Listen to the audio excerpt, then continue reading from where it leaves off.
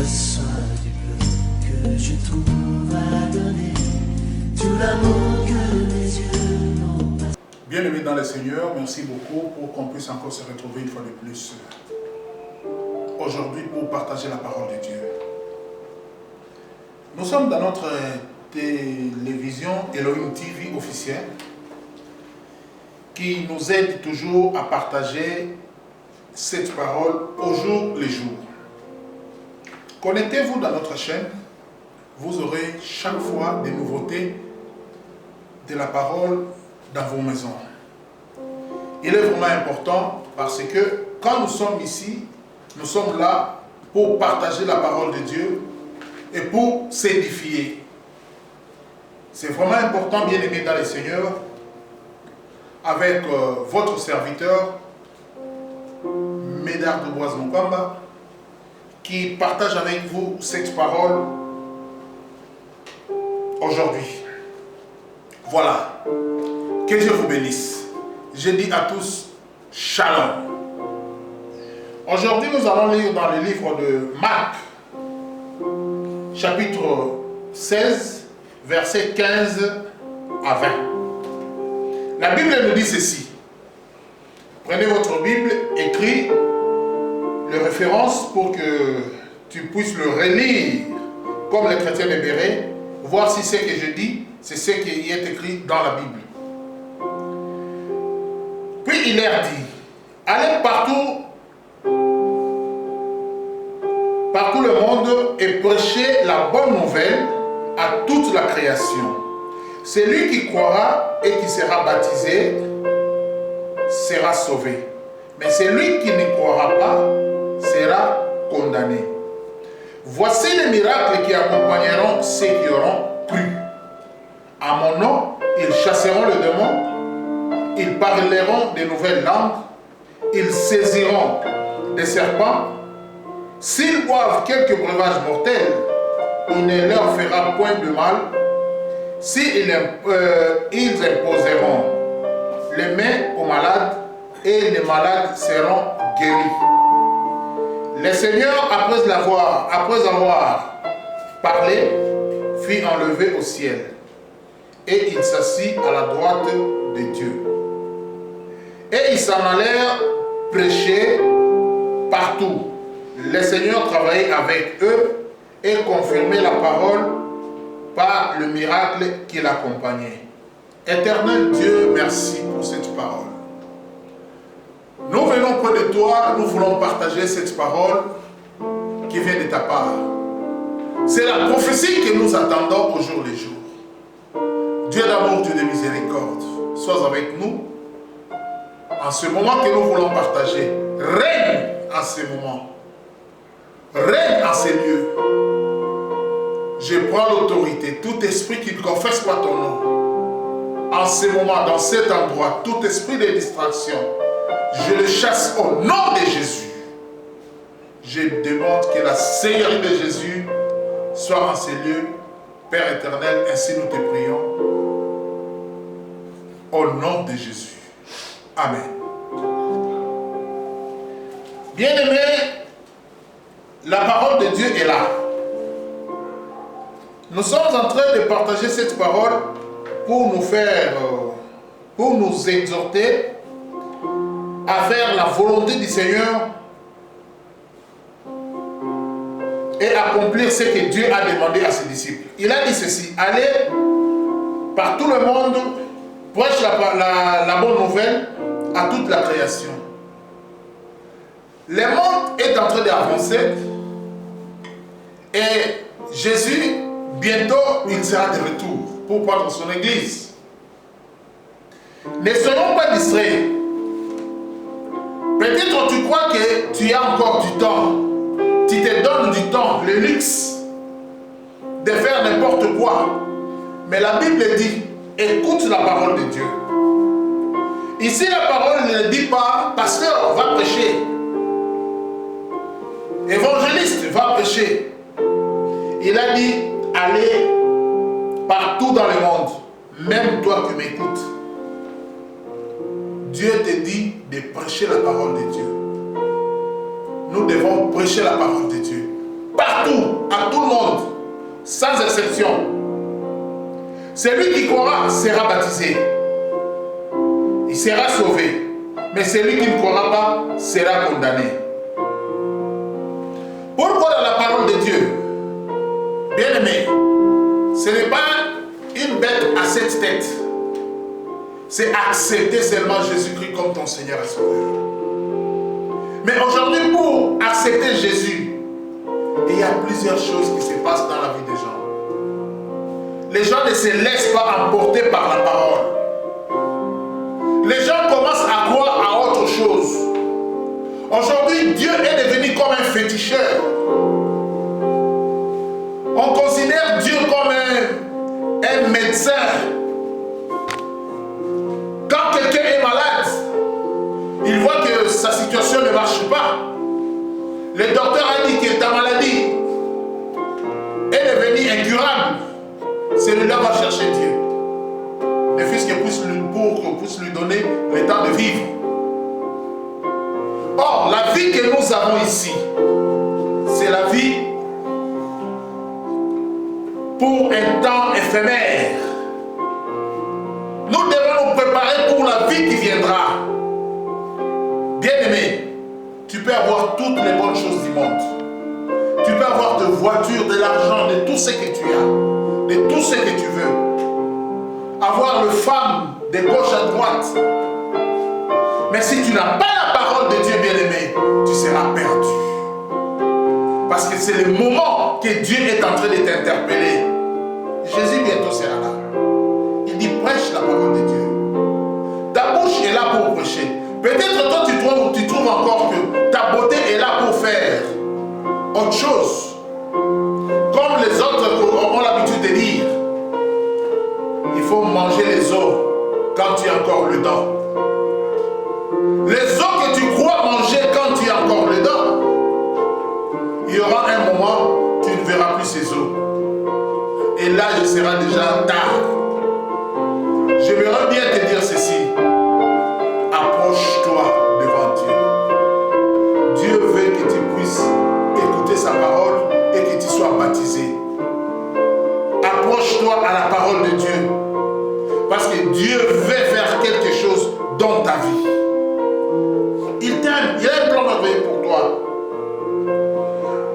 Aujourd'hui, au lieu d'écouter la parole de Dieu, on commence à écouter des bobards. J'aimerais bien te dire ceci. La parole n'est pas compliquée. Si tu veux écouter la parole, tu écouteras la parole. Mais si tu ne veux pas écouter la parole, tu vas écouter l'apostasie. Parce qu'aujourd'hui, il y a des serviteurs du malin qui sont en train aussi de prêcher. Je vais tout simplement souligner, m'asseoir un tout petit peu sur le verset 17. Là, on dit, voici les miracles qui accompagneront ceux qui auront cru. À mon nom, ils chasseront le démon.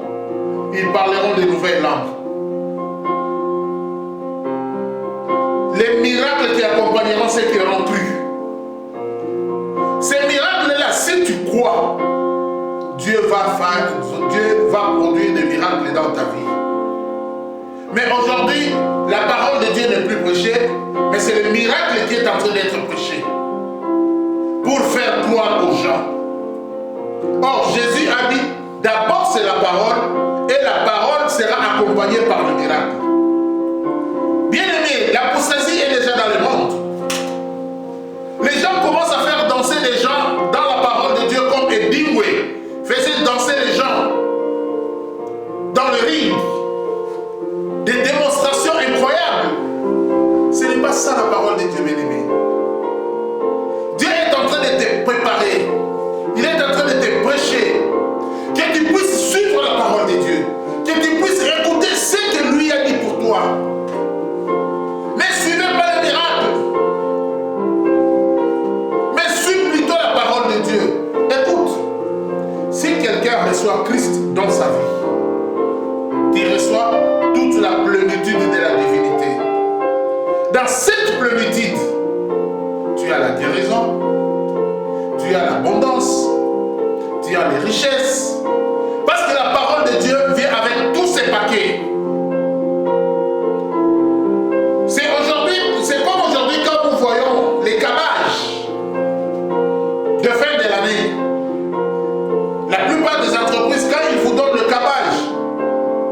vas trouver presque un petit truc, tout de rien, il y a dans ces petits paquets.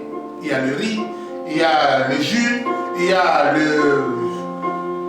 les poissons salés, il y a plusieurs choses. Et Christ, quand il vient dans notre cœur, il vient avec un paquet bien complet. Mais aujourd'hui, l'apostasie est venue. Il commence à négliger la parole. Vous entrez dans une église. Tu arrives là-bas, on commence à te prophétiser. Voilà tel que tu es là, tu es comme ça, tu es comme ça, tu es comme ça. C'est bon. Peut-être il peut aussi te dire la vérité. Mais avant de te prophétiser, quelle est la parole que tu avais reçue avant que tu sois prophétisé? La Bible dit c'est la parole qui le délivra. Si Christ est à moi, si Christ m'a franchi, je serai réellement libre. Mais qui est Christ? C'est la parole.